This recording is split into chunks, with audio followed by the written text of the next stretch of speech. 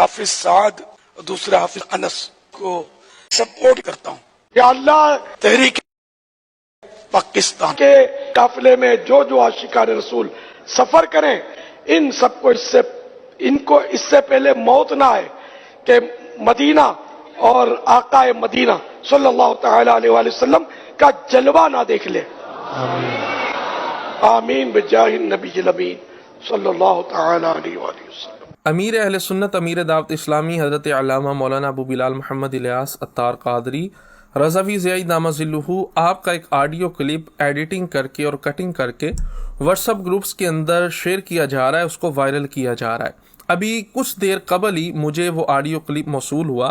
اس میں امیر اہل سنت امیر دعوت اسلامی نے ایک اللہ کے ولی کا وصال ہوا، اور وہ ایک دینی اور سیاسی تحریک کے راہبر اور رہنما تھے، سچے سنی صحیح العقیدہ عالم ربانی اور رضوی المزاج علماء میں سے تھے. ان کے بیٹوں کے نام امیر اہل سنت امیر دعوت اسلامی نے تعزیتی پیغام ریکارڈ کروایا، تو اس کا کچھ حصہ لے کے اور کچھ اس تحریک کا نام امیر اہل سنت نے اسی غالباً موقع پہ لیا تھا، اس کو نکال کے اور دعوت اسلامی کے ماحول کے اندر دینی کاموں کو بڑھانے کے لیے مدنی قافلے وغیرہ تبلیغ کے سلسلے میں سفر کرتے ہیں. تو جو سفر کرتے ہیں اللہ کی راہ میں، ان کے لیے امیر دعوت اسلامی نے دعا فرمائی تھی. وہ دعا کا کچھ حصہ کاٹ کے آگے لگا کے اس کو وائرل کیا جا رہا ہے، اور عوام اہل سنت اور عام عوام کو یہ تاثر دیا جا رہا ہے امیر اہل سنت امیر دعوت اسلامی ایک سیاسی پارٹی کے سپورٹر بھی ہیں، اور اس سیاسی پارٹی کے جلوس دھرنے وغیرہ یا اس کے لانگ مارچ میں شرکت کی دعوت بھی دے رہے ہیں، اور اس میں جو پہنچ رہا ہے اس کو دعا بھی دے رہے ہیں کہ اللہ اس وقت تک اس کو موت نہ دے جب تک وہ مدینہ نہ دیکھ لے. اب جس بندے نے بھی یہ شرارت کی ہے، اب مسلمان کو دھوکہ دینا یہ کتنی بری بات ہے. اور پھر اسلام کے اندر قرآن و حدیث کے اندر اس کی جو وعیدیں آئی ہیں کسی سے ڈکی چھپی نہیں ہیں. تو یہ ایک تو دھوکہ دیا جا رہا ہے عوام اہل سنت اور عام مسلمانوں کو. نمبر 2، اللہ کے ولی اور عاشق رسول کی وائس کو غلط استعمال کیا اپنے سیاسی مقصد کے لیے. جو بھی بندہ، جس بھی کارکن نے، جس بھی شخص نے یہ نازیبا حرکت کی ہے، تو یہ جو حرکت ہے یہ ناقابل قبول ہے، بڑی ناپسندیدہ حرکت ہے. اللہ تبارک و تعالیٰ اس کو ہدایت عطا فرمائے. اب یہاں میں یہ بات عرض کرنا چاہتا ہوں، کچھ لوگ یہ کہیں گے کہ سیاست کی بات ہی ہو رہی ہے تو آپ سیاست سے اتنا دور کیوں بھاگتے ہیں. میں جہاں تک سمجھا ہوں بات اصل میں یہ ہے، جو موجودہ سیاست ہے، اس سیاست میں آ کر ایک مسلمان کے لیے سب سے جو مشکل ترین کام ہے وہ ہے انسان کا اپنا ایمان بچانا، اپنے عقیدے کی حفاظت کرنا. سیاست میں آ کے یہ بہت زیادہ دشوار، جب تک اللہ رسول کی خصوصی نظر عنایت نہ ہو تب تک بندہ نہیں بچ سکتا. اب جب انسان کا اپنا عقیدہ یا اپنا ایمان ہی محفوظ نہیں ہے، سیاست سے ضروری ہمارا ایمان ہے. ہم سیاست کی وجہ سے اپنے ایمان کو داؤ پہ نہیں لگا سکتے. کہا جاتا ہے جی آپ سیاست میں آ جائیں نظام بدل جائے گا، نظام درست ہو جائے گا.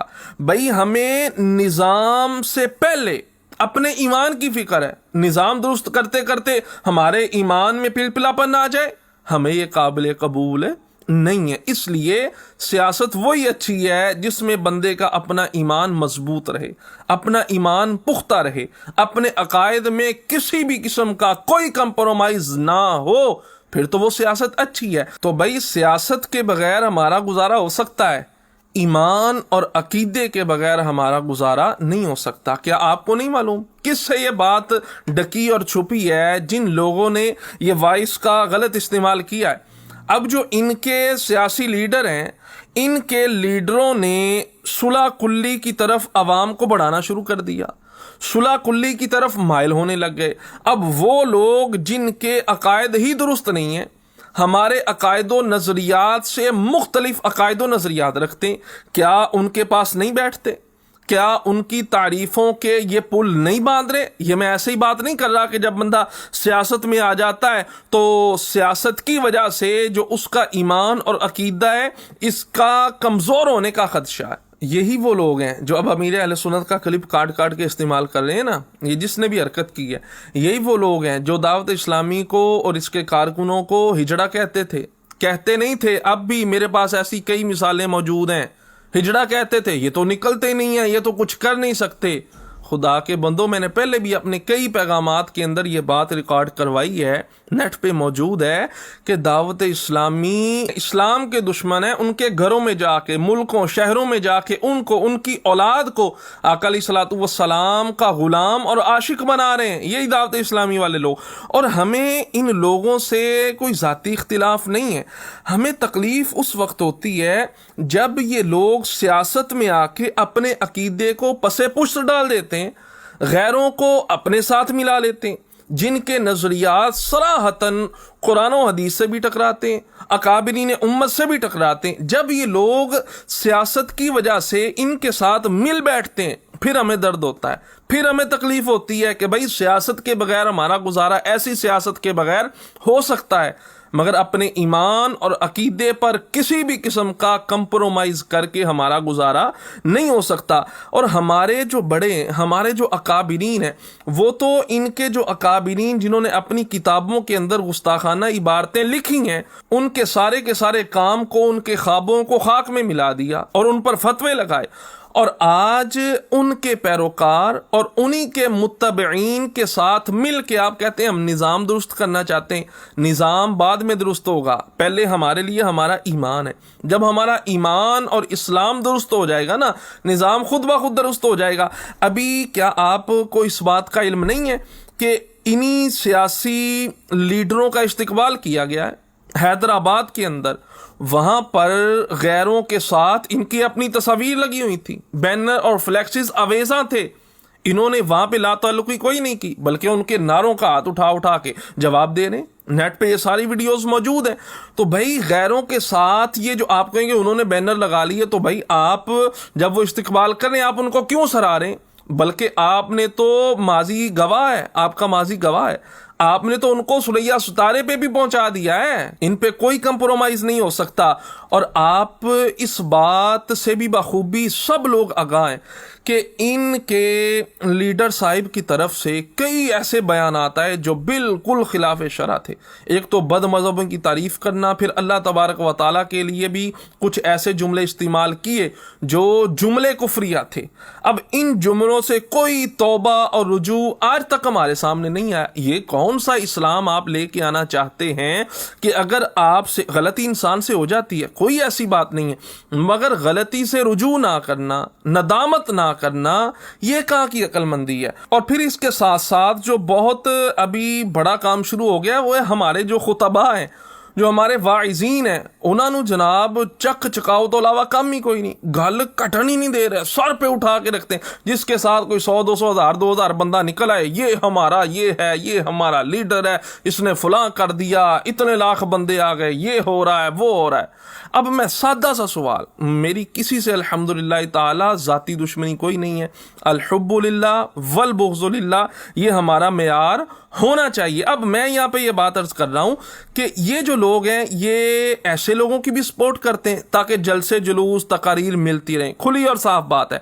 اور یہ لوگ دعوت اسلامی کی بھی تعریفات کرتے ہیں ایسے لوگ، حالانکہ ان کے بڑے، ان کے لیڈروں نے آج تک اپنی ان باتوں کو واپس نہیں لیا جو یہ طرح طرح کے فتوے داغتے رہے. کسی نے واپس نہیں لیا. کیا ہمارے آج کل کے جو خطیب بڑے مشہور ہیں، کیا ان کو یہ ساری باتیں نظر نہیں آ رہی؟ مجھے ایک سادہ سی بات بتائیں، ہم اپنے آپ کو امام اہل سنت شاہ امام احمد رضا بریلوی رحمۃ اللہ تعالی علیہ، ان کی وجہ سے ہم بریلوی کہلاتے ہیں. جو ان کا عقیدہ ہے، جو ان کی تحقیقات ہیں جناب، ہم وہ تسلیم کرتے ہیں، ہماری آنکھیں اس پہ بند ہے. اب سادہ سا میرا یہ سوال ہے، کیا امام اہل سنت، امام عشق و محبت اعلی حضرت فاضل بریلوی رحمۃ اللہ تعالی علیہ، آپ نے جو بد مذہبوں کے اکابرین کی عبارتوں پر جو حکم لگایا ہے کہ یہ جو عبارتیں ہیں یہ گستاخانہ عبارتیں ہیں، جو ان کو مانے، ان عبارتوں کو لکھنے والوں کو اچھا مانے، یا ان کے حوالے سے کسی طرح کی بھی تعویل کرنے کی کوشش کرے، امام اہل سنت نے جو اس پر حکم لگایا ہے. اب میں پوچھتا ہوں، ہمارے نام نہاد آج کل کے جتنے خطباء ہیں، کوئی بھی ہوں ایکس وائی زیڈ، اب میں پوچھتا ہوں کیا امام اہل سنت نے یہ جو فتاوا جات لگائے ہیں لکھے ہیں کیا یہ درست ہے یا نہیں درست؟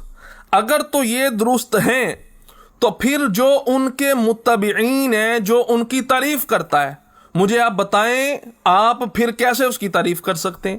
آپ کیسے اس کو اپنا لیڈر رہبر رہنما اور قائد مان سکتے ہیں؟ کیونکہ امام اہل سنت کا فتویٰ اس کے برخلاف ہے. ان کا عقیدہ نظریہ ان کے بارے میں اور ہے. وہ تو ان کے ساتھ بیٹھنے تک کو گوارا نہیں جانتے اور تم ان کے ساتھ بیٹھ کے ان کی تعریفوں کے پل باندھتے ہو مگر آپ کو کوئی پوچھنے والا نہیں ہے. خطبہ چک کے رکھ دے انہوں نے جناب واہ واہ واہ کیا لیڈر کیا لیڈر کیا لیڈر ہے. صرف جلسے جلوسوں کا چکر ہے اور کوئی چکر نہیں. یا تو پھر امام اہل سنت کے جو فتاوا جات ہیں سب کے سب اٹھائیں اور راوی دریا کے اندر جا کے بہا دیں بھی نہیں ہم تو سب مل جائیں گے ہم تو اکٹھے ہو رہے ہیں. اوے خدا کے بندو اپنے عقیدے پہ کمپرومائز نہ کرو. دیکھو خدا دا واسطہ کسی شخصیت ہمارے لیے بعد میں میں اکثر یہ کہتا ہوں ہمارے لیے شریعت مطہرہ مقدم ہے. جو میرے لیے حکم ہے وہی میرے پیر کے لیے وہی میرے پیر کے لیے میرے دادا مرشد کے لیے وہی ہے. وہی حکم شریعت مطہرہ کا ایک عام انسان کے لیے وہی مولوی کے لیے وہی لیڈر کے لیے وہی رہبر رہنما قائد کے لیے ہیں. اور آپ جناب سب جتنے جٹے کٹے مل کے اکٹھے آ جاتے ہیں بھی ٹھیک ہے جی اسلام کے نام پہ ہم سب اکٹھے ہیں. تو یہ جو ہمارے اکابرین نے اتنے فتاوا جات لکھ دیے اب مجھے بتائیں یہ کہاں پہ جائیں گے؟ یا تو آپ ان سب کو بہا دو دریائے راوی میں ہمیں ان کی کوئی ضرورت نہیں ہے. خدا کے بندو اپنے عقیدے پہ کمپرومائز نہ کرو. اصل ہمارا جھگڑا روڑا ساری مصیبت یہ ہے کہ جب یہ غیروں کی گود میں جا کے بیٹھتے ہیں نا ہمیں پھر تکلیف ہوتی ہے. ہمیں ان سے کوئی تکلیف اور نہیں ہے لیکن جب یہ عقیدے پہ کمپرومائز کرتے ہیں نا اپنے اکابرین کی تحقیقات کو یہ کہیں گے ان کی تحقیقات 100% درست ہیں 100% درست ہیں تو انہوں نے مننا پایا نا کنے ہم نہیں ماننا ہے ان تحقیقات کو. یہ تو نہیں ہے یہ بھی آپ کہیں ان کی تحقیقات 100% درست ہیں اور پھر آپ جا کے ان کی گود میں بیٹھ جائیں سریا ستارے پہ بٹھا دیں تو پھر تحقیقات آپ در حقیقت تو ان تحقیقات کو آپ جھٹلا رہے ہیں. آپ کا عمل ان تحقیقات کو جھٹلا رہا ہے. لہٰذا یہ ساری باتیں سمجھنے والی ہیں. اس لیے امیر اہل سنت یا دعوت اسلامی والوں کی جو بھی پالیسی ہے وہ سیاست میں نہیں آتے. وجہ جو مجھے سمجھ میں آئی ہے سیاست میں آ کے موجودہ سیاست میں اپنا ایمان بچانا ہی بندے کے لیے بہت مشکل ہے. صلح کلی کی طرف بندہ آسانی کے ساتھ اللہ معاف کرے مائل ہو جاتا ہے. اس وجہ سے وہ سیاست میں نہیں آتے. تو آپ ان کے کلپ مختلف کاٹ کے آپ کو جوڑنے کی کیا ضرورت ہے جناب؟